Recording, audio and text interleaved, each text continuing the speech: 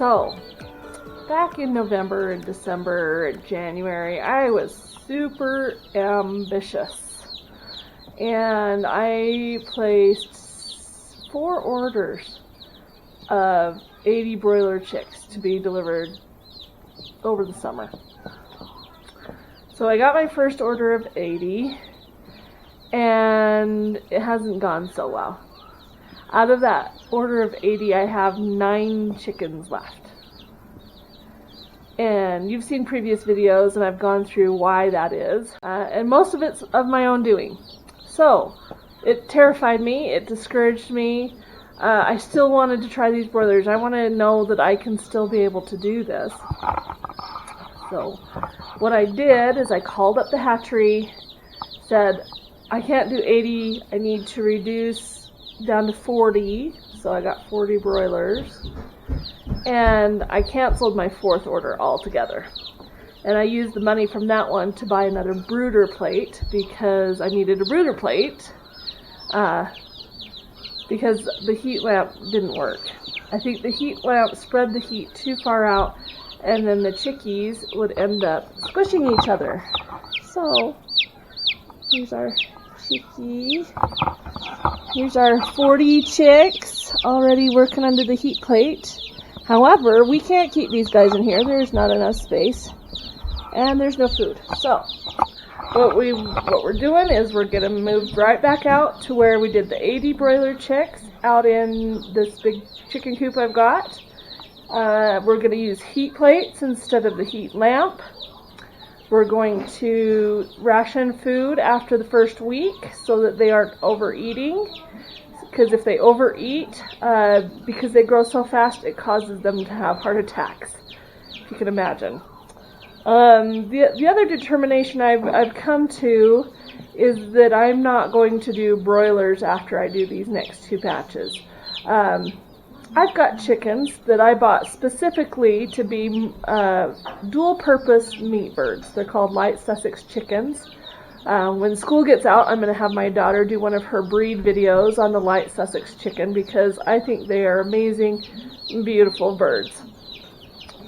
And they're big, and they create big meat. In fact, in England, the light Sussex was the chicken that they used for meat birds. And they're not fast growers, but they're still wonderful birds. And if you want a good dual-purpose bird, they will lay you over 200 eggs a year, 250 eggs a year over that.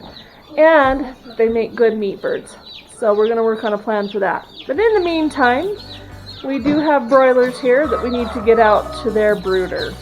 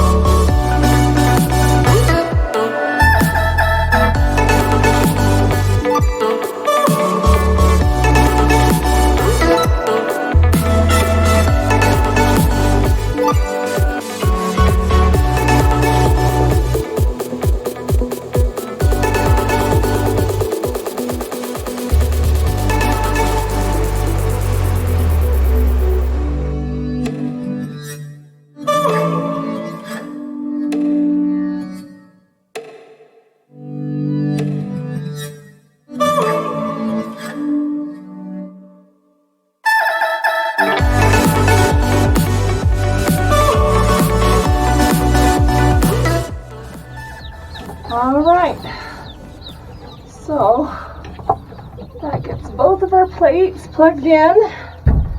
2 plates plugged in.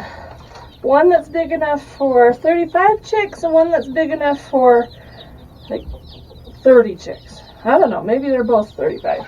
But we only have 40 chicks, so we're going to put them in. Come here, babies. Whee! Baby chickens!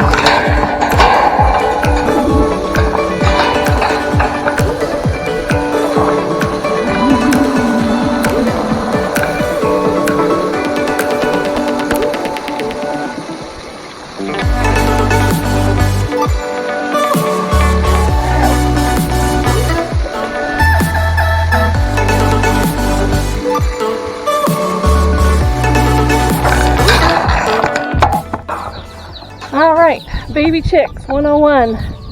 This is what you do for all baby chicks. You got to teach them how to drink.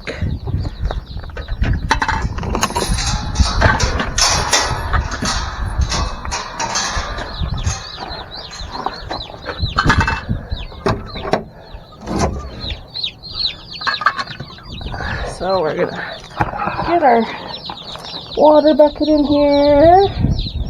Hey, everybody move. Everybody move. Let's make sure it's flat. Alright, get out of the water. Okay. Alright, you see kind of how they just jump on in there? I think I need to move this heat line a little bit. Shift it a little bit. This is why if you have a deeper container, you're going to want to put marbles in it, because if they get their whole bodies in that, they will die. Go, the water, And usually they all figure it out, because as long as some of them are doing it, they all end up doing it. Well, dip some beaks, huh? You're going to eat my finger. I know, you guys are starving. Here you go, buddy. Uh-oh. Have a gimpy. Are you a gimpy? Come over here. Let's get you some water. Okay, so we ended up with 41 chicks in the mail, and they all came alive. Well, that's good. 41 living broilers. So if you're not sure what I mean by my mistakes, you can go back to the last video, the one just before this one, and I make a list of what I did wrong. It's either the last one, no, it's not the last one, it's the one before this one. And I make a list of everything I did wrong and how I'm going to remedy it. So hopefully that'll be helpful for you, because I don't want people to have the troubles I had. And the funny thing is I've watched videos on how to do this for forever, but nobody talks about the temperature. Or they do, but it's just kind of in passing. And so if you're going to get them earlier, when you still have freezing temperatures at night, I would absolutely recommend that you have a broiler shelter that is going to protect them from frost and cold and wind and everything like that. And they do talk about that, so I feel like I have one of those, but maybe it just wasn't good enough. I don't know.